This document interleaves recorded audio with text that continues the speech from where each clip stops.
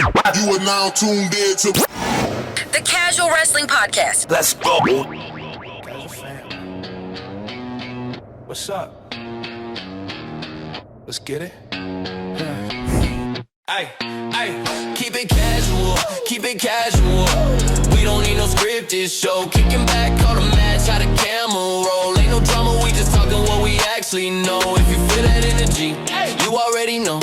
Keep it casual, keep it casual. Turn the mic on, let's get rational. They be taking it too far, we just laughing, bro. Casual fam, keep it casual. What is up, guys? Welcome back to the Casual Wrestling Podcast, the show where we break down the entertainment side of sports entertainment, the promos, the stories, and the characters that make wrestling unforgettable. I am your host, the notorious Nerdy D, aka the voice of casual wrestling, aka the savant of storytelling. If you're a casual like me and enjoy this show, hit that like button, drop a comment on YouTube, and make sure to leave a review wherever you listen to this podcast. Let's talk wrestling. Before we jump in, I want to take a second to talk about a conversation I had with a friend over the weekend.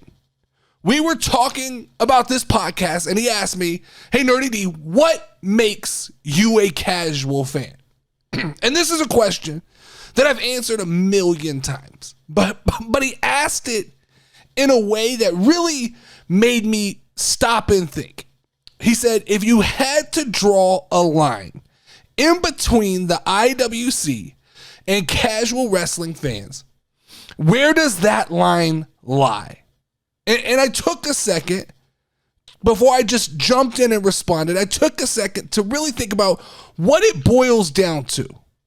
What is it that separates the IWC from the casual wrestling fan? And I think what it boils down to is what part of the product that you connect with.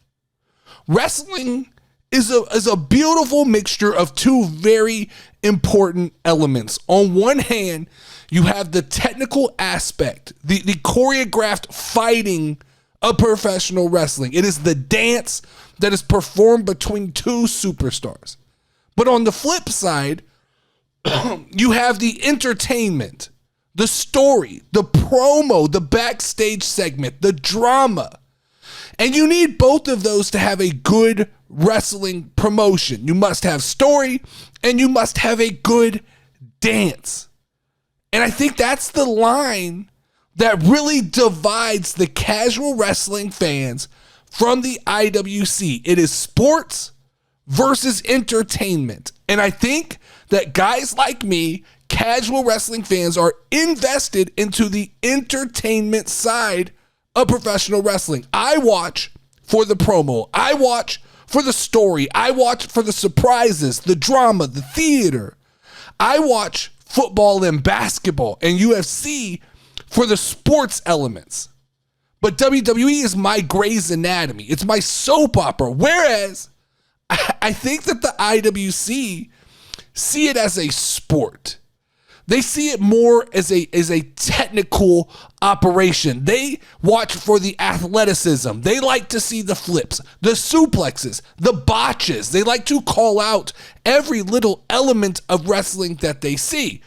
So to be honest, if the perfect fan does exist in the world of wrestling, it is somebody who can exist on the center of that line. Somebody who loves wrestling and somebody who appreciates the story. And I'll be honest with you, I'm not that guy. That's not me. I tend to fall on a far extreme side of this spectrum. It is why I'm a casual wrestling fan. I literally, and this is no bullshit, I literally don't watch Raw and SmackDown live anymore. Simply so I can fast forward through a lot of the wrestling, the sports, the flips, the things like that. I tend to stop on the finishes.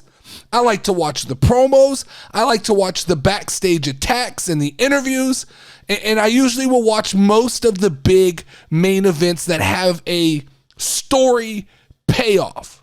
But I am extremely fatigued with the redundancy of 3 hours of wrestling on SmackDown, or we're going back to 3 hours, it sounds like, and the two and a half hours on Monday Night Raw, that is just redundancy. And I understand that makes me a casual wrestling fan, and I'm okay with that. And I understand that the IWC sees me as a bad fan, and I'm okay with that because it's truthful. I can't watch the fake fighting without a heavy dose of story. A heavy dose of story. It's why I find it hard to rank the matches, because there is so much that I just don't care about. I don't care how many flips, how many suplexes, how technical each person was. It's just not what I care about when I watch wrestling. So as a casual fan, I feel like it's important to be honest about that, to let you guys know, to kind of give you a feeling for my perspective so you can step into my mindset when you listen to this podcast. And after talking to my friend and kind of freeing myself from the obligation of pretending that I actually care about the technical wrestling side of sports entertainment, I feel like I can really dig deeper into elements of pro wrestling that I actually enjoy. And so that's why on this show, from here on out, we're going to go story first. This is going to be from the perspective of a story first fan, and we can talk about all of the good stuff. This podcast will be about, the new motto is the story matters, right? If we're going to rank and break down things, then we're going to rank and break down the stories, the promos, the backstage segments.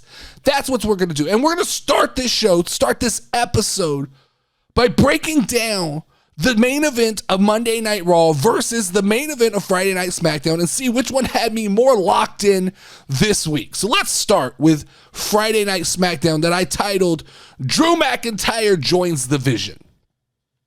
This was a good SmackDown.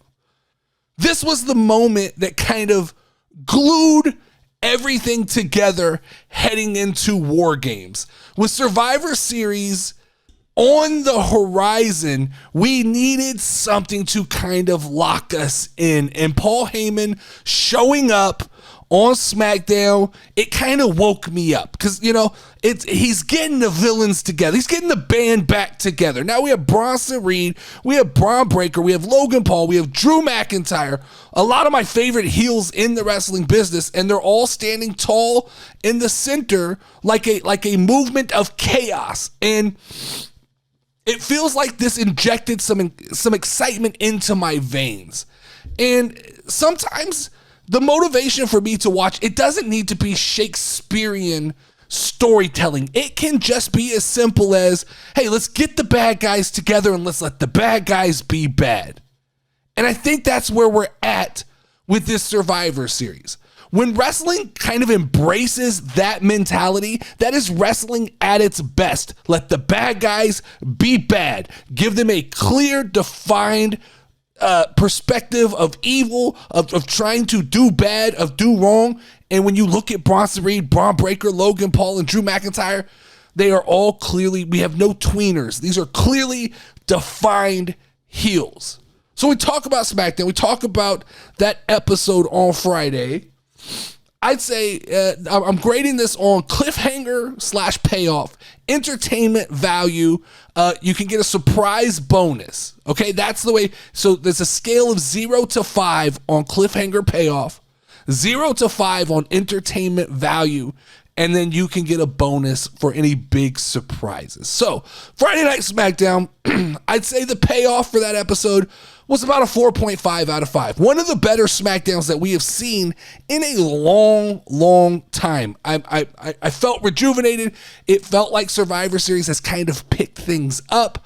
On the entertainment side, it was pretty entertaining. to see Paul Heyman bring out Drew McIntyre, to have that kind of main event be foiled by Drew McIntyre, and see the teams start to come together. The entertainment value on that SmackDown main event was a 4.5, which leaves us at a flat 9 out of 10 for Friday Night SmackDown. As far as surprise goes, I didn't think it was really a surprise that Drew McIntyre showed up to join the Vision. If you wanted to, you could probably throw in a 0.5. I'm going to say 0 though, because I felt like even without not reading any dirt sheets or anything, I knew where this was going when Paul Heyman showed up, but it was still fun. So SmackDown this week, a flat 9 out of 10. That's a good SmackDown, man. We haven't had a good 9 out of 10 SmackDown in quite a while. But now let's talk about Monday Night Raw, okay? That I'm labeling the return of Brock and Roman Reigns. Here's the thing. I understand. This is not different. In fact, this is familiar. This is something we've seen probably more often than we should. The return of Brock Lesnar and the return of Roman Reigns. But damn it, every time it happens, it just hits. It hits all the right spots. And right now, WWE has what I call a Titan problem. They are a company full of titans, but there are no gods on the roster. And so when Roman Reigns and Brock Lesnar show up, the gods have entered the room of titans. That's the top of the mountain walking back into the frame. Yeah, sure. Was this a hit the PLE hype button? Sure. That's what it was. It was a break glass in case of emergency. Let's make this exciting. But that's what War Games is. That's what it's become. It is a get hype show.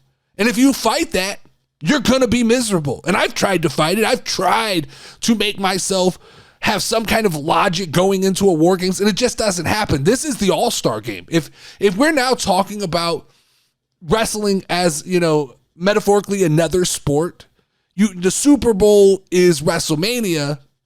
I used to think the Royal Rumble was the All-Star game. I don't think that's what it is. It's more like the draft where you get to see everybody or something like that. I think Survivor Series is the All-Star game. We take the 5 best bad guys and put them against the 5 best good guys, and we slug it out. We got Punk and Cody. I feel like CM Punk and Cody are going to benefit the most from this Survivor Series. And that's interesting because we finally have a cast of bad guys that feel like they're straight out of the Marvel Cinematic Universe. They make sense, and they are all, in Dungeons and Dragons terms, they're all high-level bad guys that we're dealing with here. Bronson Reed, Braun Breaker, Brock Lesnar's about as bad as they come. Drew McIntyre about as bad as they come. And Logan Paul, a youthful man on the rise. But then on the flip side, you got Roman Reigns, CM Punk, Cody Rhodes, Jimmy and Jay Uso. It's going to be a fun show. War Games is going to be a fun show. The board is set with all of these intersecting storylines kind of lining up perfectly, which is the perfect storm. It's going to be fun. I just think you look at who's standing across from each other, Roman Reigns and Brock Lesnar. Once again, that's always fun. You got Cody Rhodes, you got CM Punk. The names are there. I feel like it's a WrestleMania level main event as far as the talent that is in that final match. So, Monday Night Raw. I'm not going to go as far as saying it's the best Monday Night Raw that we've seen in the last 5 years, but I will say, as far as cliffhangers and payoff, that was a 5 out of 5. As far as entertainment value, that was a 5 out of 5. And the surprise factor getting Roman Reigns and Brock Lesnar back on the same night, that's a +2. Monday Night Raw was a 12 out of 10. And it's funny to start using this scale this week and to have to start by setting the bar so high is unfortunate because we probably won't get another 12 out of 10 Monday Night Raw for the next 5 years. But that was icing on the cake. It is the moment that sold the premium live event for me. I am excited heading into Survivor Series War Games. Now, those are the big main event stories driving Raw and SmackDown, but that's only half of the fun when it comes to watching on Mondays and Fridays. The other half is the personal stories, the characters who keep me tuning in week to week. So right now, let's break down the individual story arcs that are anchoring my attention right now. Casual wrestling fans, these are the characters whose stories have me paying attention on a weekly basis. Starting with number 5, we have Aleister Black. Aleister feels like one of the last fully committed gimmick characters in WWE. From the little backstage segments in the dark with Zelina Vega, they're creepy, they're character driven, and that stands out in a pretty vanilla WWE. You got Aleister kind of tormenting Damian Priest from the shadows, gotta love that. Here's what I want with Aleister Black. Keep him away from the title. And I know we already teased a title shot against Cody Rhodes, but let's keep Aleister away from the title. Let's have Aleister just be hell-bent on chaos. What's wrong with that? I think that these characters that are kind of dark, they lose a lot of their aura when they start needing titles. I thought the Wyatt Six, when the Wyatt Six started needing tag team titles, what are you doing? That don't make sense. You guys came in first off trying to murder half of the roster, and then a couple months later, you're trying to win titles. It doesn't make sense for me.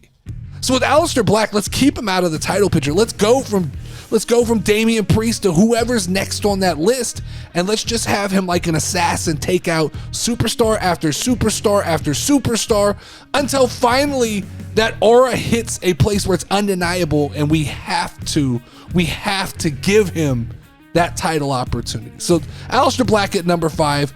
I feel comfortable saying that. At number 4, it's the Becky Lynch story. Now stay with me, because Becky Lynch's story right now is an intersection. I understand. She's more than likely more on her way out, probably gonna go home, spend some time with her hubby Seth Rollins, but she is the intersecting piece to a lot of interesting movie parts. So that's why I chose Becky Lynch to anchor this part of the story here, right? She just dropped the title of the women's IC title to Maxine thanks to AJ Lee. That was fun. Like, I get it. I don't know what they're going to do in the next couple of weeks with Maxine. It's going to be tough to hide the fact that she's rough around the edges. But when it comes to just straight story components, that was fun, man. That was fun. Maxine, she's a fan favorite. If you can't get behind Maxine, what are you doing? That's a question.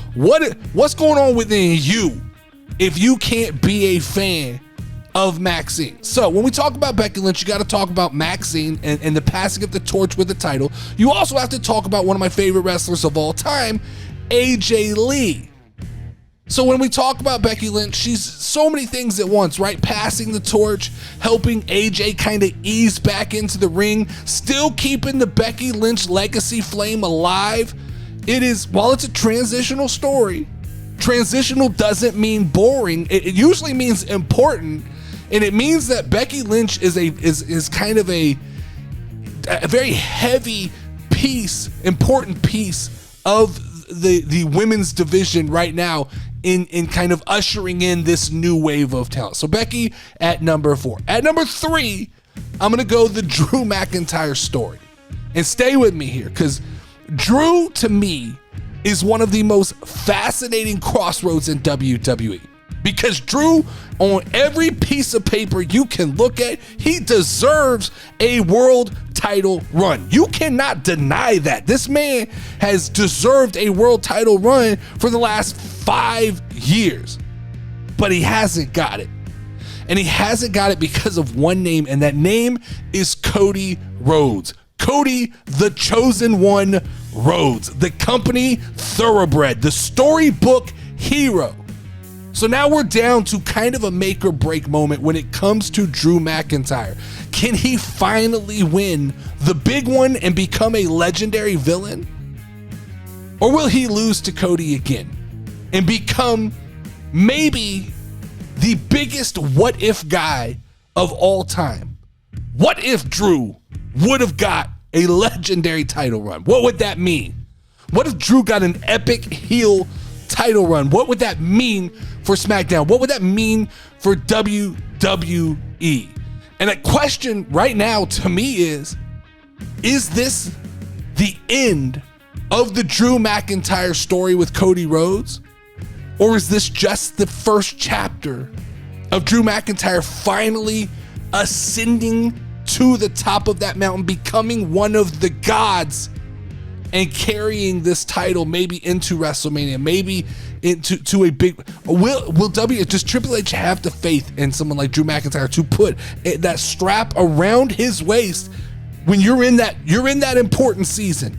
We're in that time where who the title is on actually matters as we turn the corner and get eerily close to the road to WrestleMania. I think we're either, like I said, we're looking at legendary status or the biggest what if guy of all time. At number 2, we have John Cena, the John Cena story. And look, this is kind of a cheat code because Cena's whole story arc right now is just fun. It's pure joy. It's happiness. It's nostalgia done right. Every week is a celebration, a new surprise return tied to this tournament to crown his final opponent. We got Zack Ryder popping up. We got Dolph Ziggler popping up. But this isn't long term. This is a courtesy to John Cena to be number 2 on my list of stories I'm interested in, because it'll all be over at the end of the month, by the end of next month. And then who cares, right? We honor a legend. It's fun, but the show goes on. And right now we're all screaming, one more match. That's not the reality. With a guy like John Cena, this is it. I believe him when he says this is it. Unless Saudi Arabia backs up so much money for John Cena that he just can't deny the opportunity to wrestle in Saudi Arabia at WrestleMania, which I don't think happens. But unless that happens, this is it. So we're turning that final turn. We may get a couple more surprises. Tony Khan came out and said Edge is under contract. He can't be a part of this tournament. So now we got to look at the field that's left and start narrowing down who is the name. Is it Sheamus? Is it Jey Uso? It's Gunther, right? I mean, I think we all have our finger on the pulse that this is Gunther's. This is Gunther's to win. I think it is Gunther's to spoil. This has always been Gunther's fate, right? His fate has always been a collision course with John Cena. He is a character that has been built to be a spoiler of big moments. I don't love it because I don't think that Gunther is the most interesting character. I think I've seen a couple things that they've done with Gunther in the last week or two that I like. I think if he can really lean into some deeper, darker heel elements, Gunther can reach that next level. But man, I don't know. Gunther kind of regressing back if he wins, let's say, the IC championship from John Cena, which I don't know. I think there may be some shenanigans at War Games that puts that title back on Dominic Mysterio. And if so, I'll eat my words and say that probably panned out pretty good for Dominic Mysterio. But but number 2, that's the second best story. We talk more about that as we get closer to the end. Finally, the most intriguing story to me right now in all of professional wrestling is the Braun Breaker story. Because let's face it, we all know Braun Breaker is the future. But right now, I don't know what's going on. He is surrounded by Mount Olympus of wrestling gods, right? Roman's back, Brock's back, CM Punk is the champ. Everything does still feel like it's orbiting around Braun Breaker. But as we assume there's going to be a passing of the torch moment, the question starts to become, with Seth Rollins injured, who passes that torch to Braun Breaker? Is it CM Punk? Is it Brock Lesnar? Is it Roman Reigns? Could it be Cody Rhodes? I don't know at this point. I don't know what the plan is for Braun Breaker, but I know that he's on the rise, and WWE has kind of a pivotal, I'd say, 3 months heading into WrestleMania. What do you do? What story arc does Braun ascend to as we go into WrestleMania? Where does he slot out on that card? Is he the final match on night 2? Or do they pull him back a little bit? Maybe final match on night 1 where Where does Braun actually settle in when all the dust settles coming into WrestleMania? Where does this narrative take us? You know, it's interesting. To me, that's the most interesting thing in pro wrestling, because there are so many directions to go, so many possible ways to go. And these are the stories that keep us locked in on a week-to-week basis. And I will double down. It's not the moves. It's not the amount of wrestling in an episode. It is the characters. It is the arcs. It is the destinies that are on the line that keep us tuning in, because, guys, the story matters. All right, so time for a quick change here. This is the Casual Wrestling Heel Heat Check. One heel who's on fire, one heel who's heating up, and one heel who I feel like is cooling off. Starting with on fire right now is Drew McIntyre, right? He is the guy. He is the heel of the moment. He does heel things the way heel things should be done. He is mean. He is menacing. He cheats. He interferes. He's probably the best on the microphone right now, if you want to be just brutally honest. And he puts doubts in the minds of every babyface that he stares down. And if this boils over into a world championship win in the next 2 months, we are talking Drew McIntyre ascending to the sun level temperature. He will not just be hot, he will be glowing. Now, heating up anytime that Brock Lesnar shows up, the whole roster has to put a helmet on. He is Godzilla. He is King Kong. He is chaos. He doesn't need a microphone. He doesn't need a monologue. Just give him a target and he will destroy it. If Brock is on the show, nobody is safe. And that heat can turn into a wildfire extremely fast. As long as Brock Lesnar is an active participant on Monday Night Raw, he is heating up. Now, cooling off, and this might be a little bit unfair, but I still feel like this is actually what's happening. Cooling off is Dominic Mysterio. To me, right now, Dom is in a shallow water where the crowd is cheering for Dom at times. They're booing him at times. He's falling in that kind of in-betweener stage. And I think if WWE's not careful, the crowd will turn babyface for him in kind of that ironic way that tends to happen. He, fortunately, has kind of perfected this Joker / Riddler slimeball villain that the crowd tends to get behind. Not a scary guy, just kind of filthy, opportunistic, very Eddie Guerrero, which I always said he needed to be. But here's the problem, right? The minute they involved him with John Cena in the John Cena farewell tour, we know how that ends. It's not going to be a winning story for Dom. Unless WWE proves me wrong and they pull the trigger at Survivor Series War Games and somehow, some way, Dominic Mysterio beats all odds and walks out of there with his Intercontinental Championship. I will eat my words, but I believe that instead of building more heat, this feels like a detour in the Dominic Mysterio story. And interest tends to dip when outcomes become obvious. And it's painfully obvious that in the last couple of weeks of John Cena, I just don't see him taking any big losses. So that is your Casual Wrestling Heel Heat Check. One blazing, one building, one melting. Let's see who makes this list next week. So, having talked about the heels, let's follow that by following the money. Because in wrestling, the mic is the currency. It is time to check in on the promo stock market, where anyone who touches a microphone can raise or lower their value instantly. So the way this works, each week I watch Monday Night Raw, Friday Night SmackDown. I'm writing down everybody who got to talk into a microphone. And I'm recording the best and the worst promos that I see. The best each week from Monday Night Raw and Friday Night SmackDown will be awarded 3 points in the Casual Wrestling promo stock market. The worst promo will get a -3 points in the Casual Wrestling stock market. Outside of the top promo and the worst promo, we then will give out ones, twos, negative ones, negative twos for any other promo that hit the show.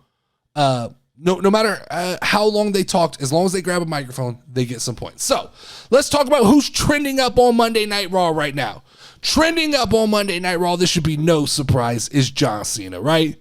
John Cena does not miss. Every week he walks out and gives a master class on a microphone, how to control the crowd, how to get them hype, how to do the nostalgia, charisma, confidence, play to the crowd, get the cheap pop. He knows all. At this point, he is the master of the microphone. He knows every trick in the book. He makes everything feel important. It was his final Monday Night Raw, and he knew how to play into it. He did not overspeak. It was beautiful. +3 for John Cena. He is trending upward. Now, trending down this week is the counterpart of John Cena, one Nikki Bella, receiving -3 promo points this week. It's just not clicking, guys. Her delivery feels forced. The crowd is not buying it. And this latest run with Nikki Bella has kind of proven to me that there has been an evolution in pro women and women's pro wrestling. And I know a lot of people love Nikki Bella, but I fear that the sport has just passed her by. I fear that for the fearless one, her time has passed. She just can't keep up, even with somebody like Stephanie Vaquer, who is not unbelievably great on a microphone. In fact, the fact that Stephanie Vaquer can't command a microphone on her own really kind of leaves all of the heavy lifting to someone like Nikki Bella, and it's just not hitting to me. Outside of that, we could look at the rest of the promos we got on Raw. We got Nia getting -1, Asuka getting a +1, Alexa Bliss getting a +2, Dominic Mysterio hitting on +1, Maxine a +1, AJ Lee a +1, and Paul Heyman a +1. We had a pretty good buffet of microphone moments there. You can check out this graphic right here to see all of the scores. Let's switch over to SmackDown here, okay? This is where it's going to get a little dicey, okay? Because not everybody is going to agree, but I'm going to tell you right now to put your money in the market of Solo Sikoa. I think on Friday Night SmackDown, this was one of Solo's best displays of microphone work we've seen in a little bit. He's comfortable again. He took some good shots at Sammy. Look, Solo commands attention. Solo needs a microphone every week. He can borderline the little bit of comedy with, he has a good tough guy persona. I think that the MFT work, I hope he does not get stuck in this Wyatt 6 vortex that just absolutely destroys anybody who gets into a story with them. But as for right now, I think Solo Sikoa trending upwards, give him a +3. All right. Trending down this week. Do not put money on Ilya Dragunov, okay? Ilya might be fun to watch when he's in the ring, okay? Wrestling, he is a pretty intense guy. It's fun to watch, does a lot of cool stuff. That's great. But on a mic, Ilya is painful. It feels like a bad middle school Shakespeare performance when he talks. I don't like his cadence. I feel like his intensity is turned way too up in times when it's inappropriate to have that level of intensity. I think that putting him, kind of giving him promo against Ciampa and Gargano is rough because those guys, they have fantastic timing. They have great comedic kind of a skill set. It's a tough ask for the Red Dragon to have to go over this. And I know he's trying to play into the whole jackass thing, but this is really, it's really putting a spotlight on how good Tommaso Ciampa can be. And it's really highlighting to me that right now, Ilya Dragunov is very IWC friendly as far as great wrestler, but he's not the talking part is not coming together. For the rest of the SmackDown quick hits here, we've got Rhea Ripley gets a +1, Io Sky, we're going to give her a flat 0. She didn't say very much. Alexa Bliss a +1, Charlotte +1, Ciampa +2, Gargano +1, Candice +1, Paul Heyman +1, Cody Rhodes a -1, R-Truth +2. The ball stuff is absolutely great. Chelsea Green +1, Sami Zayn +1, the Usos +1 each, Carmelo Hayes +2, Aleister Black +2, Zelina Vega +1. Lots of talking on SmackDown. Love when there's lots of talking. I know that is what makes me casual. That is the anti-IWC thing, is how much wrestling can we get on a show? But I love when you have that many names scoring points in the promo stock market. It actually makes me excited. So we'll throw here to this graphic with the full leaderboard. You guys can check out who's in first place by watching the video version of this podcast or checking out the Discord, where we will keep a updated running total of who's winning. But now it is time. All rise. The casual court is now in session. Today I present to you the casual jury, the case of the casual people versus Triple H, the charge, unclear character alignment of Roman Reigns. I have before me Exhibit A, submitted by Knives1993 to the Casual Wrestling email, where he states, see, this is what ticks me off. What is the plan when it comes to Roman? Is he a heel? Is he a face? Is he the anti-hero? Honestly, it seems like Triple H doesn't know what direction to take him in. In August, he was a face by yeeting, signing shoes, and then giving them to the crowd. Now he's turned his sights to CM Punk. This is the problem. When you have a guy who comes back to only hit the biggest of big story beats, when he comes back 4 times a year. This is one of my biggest gripes when it comes to Triple H's booking right now. It is smug and lazy storytelling. There are undefined character motivations, and that is absolutely what kills charismatic characters. The reason that I harp all the time and talk about good guys should be good guys and bad guys should be bad guys is because it is the purest and easiest way to define motivation when it comes to good story characters. The good guys want heroic outcomes and the bad guys want to cause chaos and destruction. It is the simplest form of storytelling. It is clean, it is pretty, it is simple.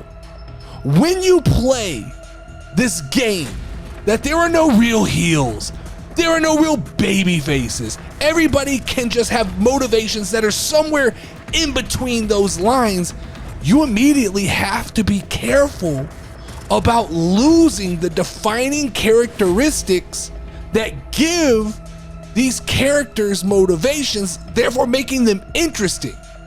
And Triple H right now is using a very poor storytelling and booking tactic, which is surprise for surprise's sake. Hey, if we just surprise the crowd, they won't care about the reason for the return.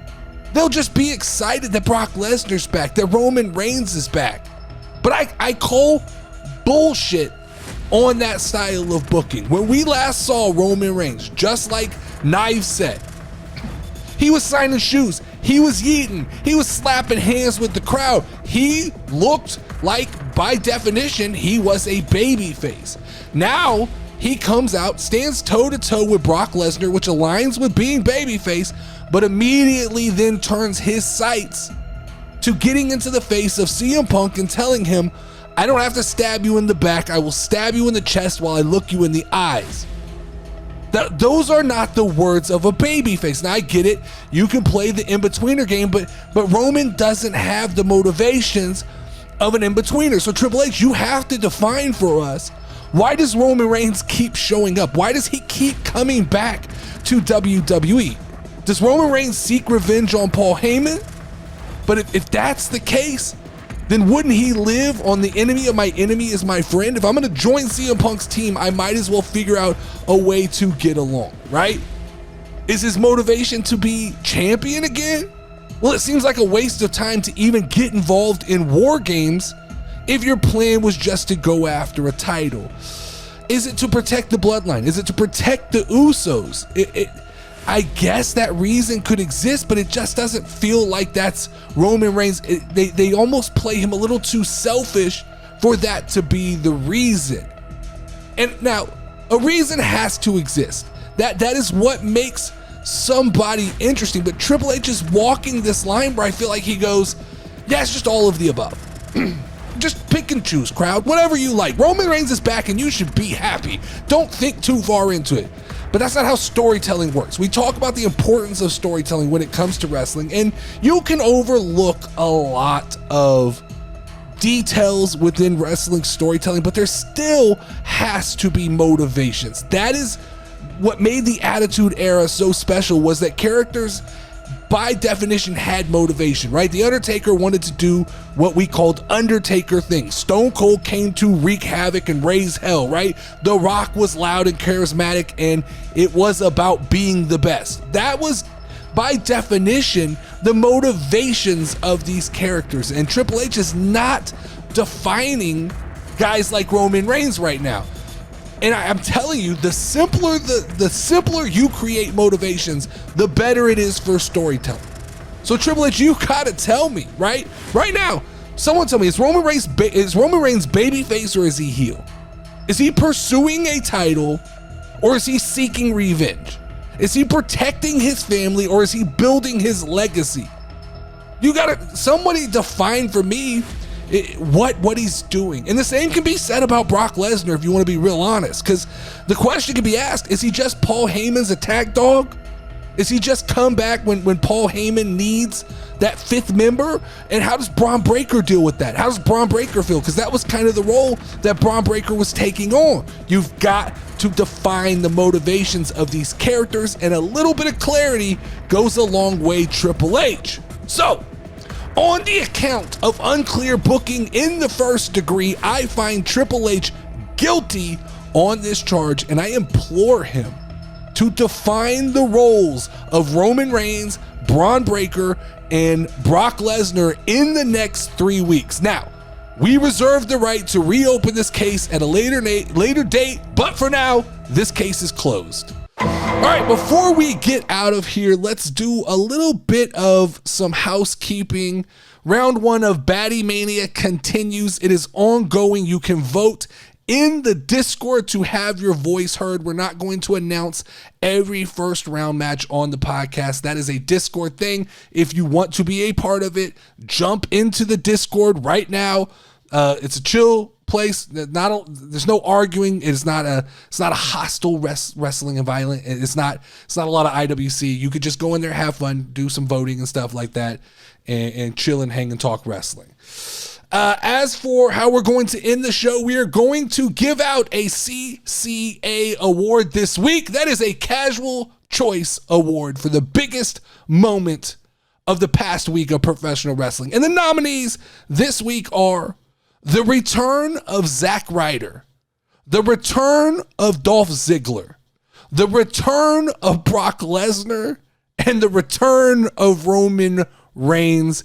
You guys let me know in the comments which of those was your favorite moment this past week in professional wrestling. But that wraps up our Casual Choice Award nominees for this week, and that wraps up this week's episode of the Casual Wrestling Show, where the stories matter and the moments make memories. If you enjoyed the show, hit like, drop a comment, and make sure you're subscribed to the channel so you don't miss a beat. Join the Discord, vote for the Casual Choice Award in the comments, and keep the conversation going all week long. I am the Notorious Nerdy D, the voice of casual wrestling, and I will see you next time. Stay casual, my friends. Casual fam. What's up? Let's get it. Ay, keep it casual, keep it casual.